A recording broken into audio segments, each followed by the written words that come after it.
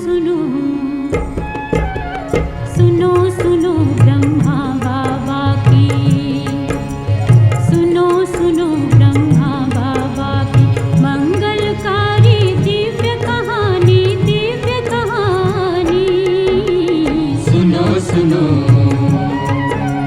सुनो सुनो ब्रह्मा बाबा की मंगलकारी दिव्य कहानी, दिव्य कहानी।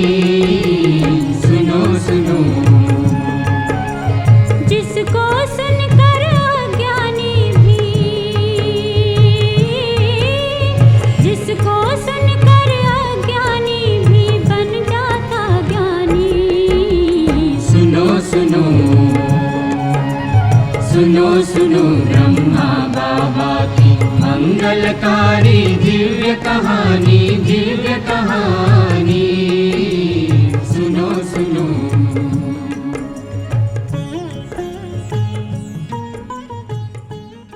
मैं कालचक्र हूं। मैंने संसार में ऐसे कई मनुष्यों को देखा है जिनके सर्व अंग सुंदर हों, वे स्वस्थ हों, लेकिन उनकी सुंदरता का दूसरों पर दिव्य प्रभाव पड़े, ऐसा कोई बिरला ही देखा होगा। दादा लेखराज अर्थात ब्रह्मा बाबा एक ऐसे देव तुल्य मानव थे जिनकी सूरत एवं सीरत दोनों दिव्य थीं। परमात्म ज्ञान मिलने से पहले भी उनके व्यक्तित्व में एक चुंबकीय आकर्षण था। जो भी आम और खास व्यक्ति उनके संपर्क में आता, वह स्नेह एवं सौहार्द का अनुभव करता। वे साधारण वेश में भी एक राजा मालूम पड़ते थे। अनेक राजाओं से उनके व्यापारिक संबंध थे। परमात्मा शिव के दादा के तन में प्रवेश के बाद उनके यही संस्कार ईश्वरीय सेवा में बहुत काम आए।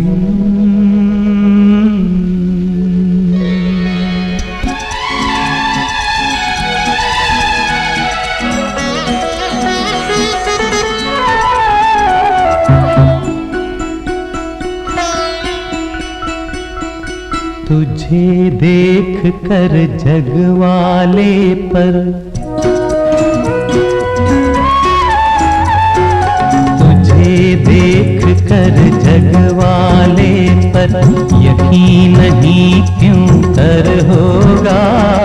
तुझे देख कर जगवाले पर यकीन नहीं क्यों कर होगा।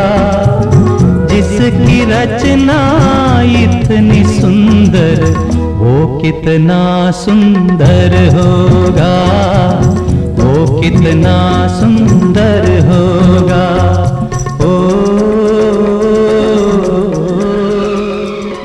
अब आप सुनेंगे नव सृष्टि के रचयिता, युग प्रवर्तक, ब्रह्मा कुमारीज के साकार संस्थापक ब्रह्मा बाबा की जीवन को पलटाने वाली अद्भुत जीवन कहानी का रेडियो नाट्य रूपांतरण।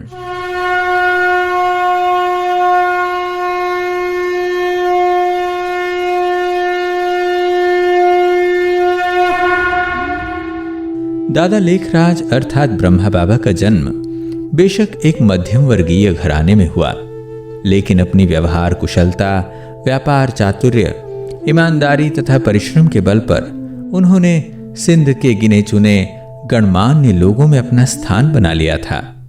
परिवार के अलावा क्या पड़ोसी, क्या मित्र और क्या संबंध संपर्क में आने वाले लोग, सभी उनके शिष्टाचार के कायल थे, उनसे संतुष्ट होकर जाते थे। संसार में ऐसे सर्वप्रिय व्यक्ति कम ही मिलते हैं जो साधारण होते हुए भी विशेष थे। वाणी में मिठास थी एवं वचन के पक्के थे। इन्हीं सारी खूबियों ने उन्हें एक छोटे से गेहूं व्यापारी से प्रांत का प्रसिद्ध जौहरी बना दिया था। हीरे जवाहरातों की अचूक परख होने के कारण उन्हें राजा महाराजाओं, तत्कालीन वायसरॉय, धनाढ्य व्यक्तियों से प्रगाढ़ संबंध बन गए थे। नेपाल के राज्य कुल तथा उदयपुर के महाराजा का तो उन्हें विशेष आतिथ्य एवं स्नेह सम्मान प्राप्त था। नियमित रूप से उन्हें राज दरबार में आमंत्रित किया जाता था। इस बारे में दादा की बहू रही और आगे चलकर प्रजापिता ब्रह्मा कुमारी ईश्वरीय विश्वविद्यालय महाराष्ट्र जोन की इंचार्ज बनी ब्रजेंद्रा जी का कहना था। राजाओं को दादा पर इतना विश्वास था कि उन्हें कभी भी राजमहल में सीधे प्रवेश करने की स्वतंत्रता मिली हुई थी। उन्हें सेक्रेटरी को सूचना देने या राजा की आज्ञा लेने की आवश्यकता भी नहीं पड़ती थी। कई बार राजा ये कहते नहीं चुकते थे कि लखीराम बाबू, भगवान से शायद भूल हो गई कि आपको राजा नहीं बनाया। राजापन के सभी संस्कार आप में हैं। इतना मान एवं सम्मान देते थे राजा। महल में उनके आतिथ्य में कोई कमी नहीं छोड़ी जाती थी।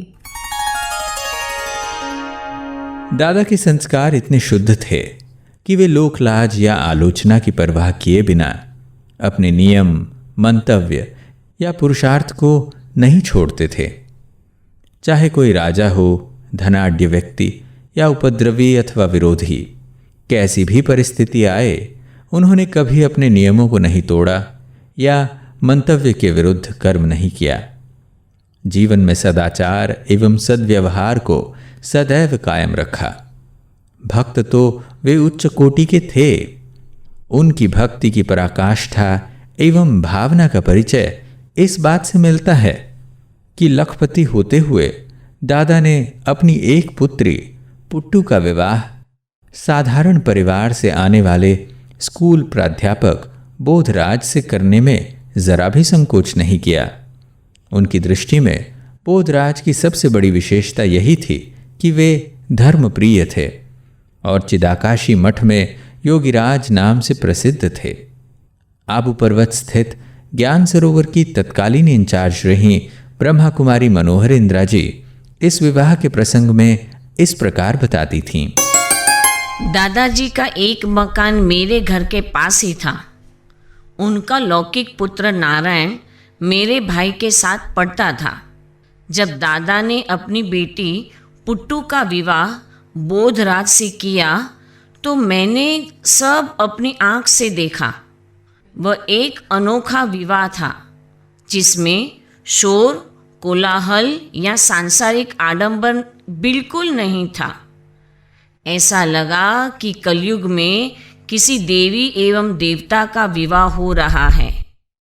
मेरे मन पर इस विवाह का गहरा असर हुआ था। वैसे दादा के परिवार का सात्विक वातावरण मुझे पहले से ही भाता था। दादा लेखराज की कलकत्ता में हीरों की दुकान थी और वे व्यापार के लिए मुंबई आते जाते रहते थे। इसके अलावा उनका एक मकान हैदराबाद वर्तमान पाकिस्तान में था। उन तीनों ही स्थानों पर उनका जीवन किसी राजकुल जैसे सुख में व्यतीत हो रहा था। उनके मन में कहीं से घर छोड़कर वानप्रस्थी होने का संकल्प नहीं था। इसकी पुष्टि दादा एवं उनकी पत्नी जसोदा की एक बातचीत करता है। आप 60 वर्ष के हो गए हैं। अब तो हमें वानप्रस्थ होकर किसी एकांत स्थान पर बैठ जाना चाहिए। अभी ठहरो, अभी और कमाना है। कुछ और लाख कमा लेने दो, फिर हम वानप्रस्थी हो जाएंगे। पैसे का मंतर, पैसे का जंतर, पैसा पैसा छू छू, जाते प्राण पलट कर आवे गजब तेरा जादू। छू छू छू मंतर है जादू मंतर, छू छू छू मंतर है जादू मंतर, छू छू छू छू। तेरी खातिर मुल्ला पंडित सब बेटे ईमान है, तेरे हाथों खाद का उल्लू बनता है इंसान है, तेरे ही खातिर है सारी ये मैं तू तू। पैसा ही अल्लाह, पैसा ही दाता, पैसा ही भगवान, पैसा ही बाबा, पैसा ही भैया, पैसा ही अम्मा जान। तू है तो सब रिश्ता नाता, नहीं तो बम्बक। दादा के मन में कुछ और संकल्प चल रहे थे, लेकिन कहते हैं ना, नर के मन कुछ और है, साहब के मन और। अचानक ही किसी ईश्वरीय योजना के अनुसार दादा की मनोवृत्ति संसार से उपराम हो गई। उन्हें अंतर्मुखता में आनंद आने लगा। वे एकांत प्रिय होते चले गए। उनके द्वारा स्थापित ओम मंडली से बड़ी संख्या में लोग जुड़ते जा रहे थे। तब दादा को एहसास हुआ कि जब सब ज्ञान के रंग में रंगते जा रहे हैं तो उनके परिवार में ऐसा क्यों नहीं हो। उनका विश्वास था कि चैरिटी बिगिंस एट होम। हालांकि दादा की पत्नी जसोदा एवं बहू पहले से ही धर्मपरायण एवं भक्तिभाव से भरपूर थीं, लेकिन उनका ध्यान विशेष तौर पर अपनी बड़ी सुपुत्री निर्मल शांता पर था। ईश्वरीय ज्ञान प्राप्त होने से पहले ही दादा ने उनका विवाह सिंध के एक बहुत ही नामवर एवं धनाढ्य मुखी घराने में कर दिया था। अब उन्हें लग रहा था कि अज्ञान काल में किए गए इस कार्य को कैसे सुधारा जाए, कैसे पुत्री को पवित्रता के मार्ग पर चलने के लिए प्रेरित करें।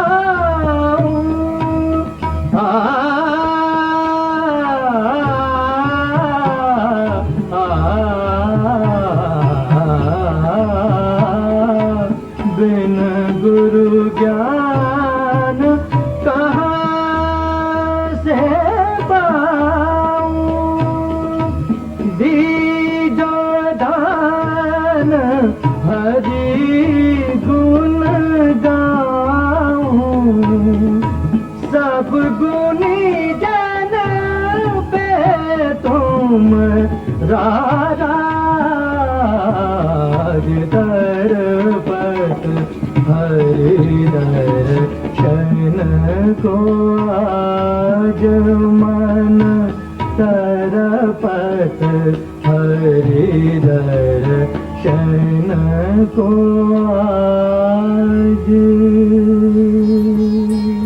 निर्मल शांता जी के ससुराल में सुखों की कमी नहीं थी और वह उसमें मस्त भी थीं। भक्ति पूजा की ओर उनका कोई विशेष झुकाव भी नहीं था।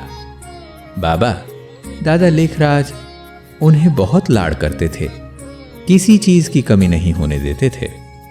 लेकिन परमपिता परमात्मा शिव की प्रवेशता के बाद बेटी को लगने लगा कि बाबा में पहले जैसा लगाव नहीं रहा, न ध्यान रहा। उनके लिए वे एक विरक्त साधु बन गए थे। आखिर फिर दादा का संकल्प कैसे पूरा हुआ, इसके बारे में स्वयं दादी निर्मल शांता ने बताया है। मैं जब भी माता पिता से मिलती तो दोनों मुझे ज्ञान सुनाते थे। उन्हें लगता था कि मैं भी ईश्वरीय मार्ग पर चल पड़ूं। आखिर एक दिन वो संकल्प पूरा हो ही गया। त्योहार का दिन था। बाबा ने भोजन के लिए घर बुलाया था। वहाँ पहुँचने पर देखा कि कैसे कन्याएं एवं माताएं रास कर रही हैं। कुछ तो ध्यान अवस्था में भी चली जा रही थी। उनके मुख पर शांति, प्रभु प्रेम एवं सात्विकता की रेखाएं स्पष्ट दिखाई दे रही थी। मैंने एक माता से अनुभव जानने का प्रयास किया तो उन्होंने कहा कि कल बताऊंगी। मेरी इच्छा और भी बढ़ गई और मैंने बाबा से कहा, कल आप मोटर गाड़ी भेज देना, मैं घर आऊंगी। अच्छा बच्ची, कल देखा जाएगा।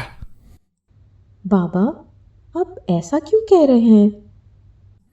बच्ची, अपना विचार तो कार भेजने का ही है, परंतु देखें कल क्या होता है। दादी निर्मल शांता को अपने पिता का यह उत्तर अच्छा नहीं लगा था। उन्हें बहुत क्रोध आया। लगा कि मानो बाबा ने अपमान किया हो। जो बाबा पहले बेटी के लिए आकाश के तारे तोड़कर लाने को तैयार रहते थे, वे उन्हें ना कैसे कह सकते हैं। और दादी ने ससुराल लौटते समय दादा से यह कहा कि वह कार न भेजें, वह कल नहीं आएंगी। तब बाबा ने मुस्कुराते हुए सिर्फ एक ही बात कही थी, बच्ची, क्या तुम ये जान सकती हो कि कल क्या होगा? आखिर कल क्या होगा? कल देखेंगे। ससुराल पहुंचकर निर्मल शांता सो गईं। लेकिन रात्रि के 2-2:30 बजे के करीब अचानक उन्हें लगा कि कमरे में तेज प्रकाश हुआ और उन्होंने बाबा को सामने खड़ा देखा। वह जाग गईं। उन्होंने सोचा कि शायद यह कोई मन का भ्रम था, परंतु कुछ समय पश्चात ही उन्हें फिर से दिव्य साक्षात्कार होने लगे। उन्हें दोबारा विश्वास नहीं हुआ। तीसरी बार फिर देखा कि बाबा सामने खड़े हैं और साथ में खड़े हैं श्री कृष्ण। निर्मल शांता ने बताया है, बाबा मुझे मधुर स्वर में कह रहे थे, बेटी जागो, तुमको विश्व के कल्याण का कार्य करना है। ये महावाक्य किसी दिव्य बाण की तरह मेरे मन को छू गया। मैंने तुरंत ही बाबा की उंगली पकड़ ली। उसी क्षण जीवन में बहुत बड़ा परिवर्तन का अनुभव हुआ। न चाहते हुए भी मेरे मुख से निकल पड़ा, बाबा आप में तो सचमुच भगवान हैं। अब आप मुझे जैसा कहेंगे मैं वैसा ही करूंगी। हम आपको नहीं जान पाए। अगली सुबह उठते ही निर्मल शांता अपने बाबा के घर जाने की तैयारी करने लगी। लेकिन अचानक उन्हें एक ऐसा शारीरिक कष्ट हुआ कि वह नहीं जा सकीं। तब उनके कानों में बाबा के शब्द गूंजने लगे कि बेटी कल क्या होता है वह देखा जाएगा। उन्होंने सोचा कि साधारण रूप होने के कारण वे दादा को ठीक से पहचान नहीं पाईं। हालांकि शाम ढलते ही जब बाबा उनके पास आए तो बेटी निर्मल शांता की आंखों से पश्चाताप के आंसू बहने लगे और उनसे गले मिलकर वह बोल उठी। बाबा, मैंने आपको पहचान लिया है। अब आप जो भी कहेंगे मैं वो करूँगी। कल्प पहले वाले हैं ये बाबा, ये तो मिलते हैं हर संगम में। ओ एक बाबा मिले मधुबन में, शिव बाबा मिले उनके तन में। एक बाबा मिले मधुबन में, शिव बाबा मिले उनके तन में।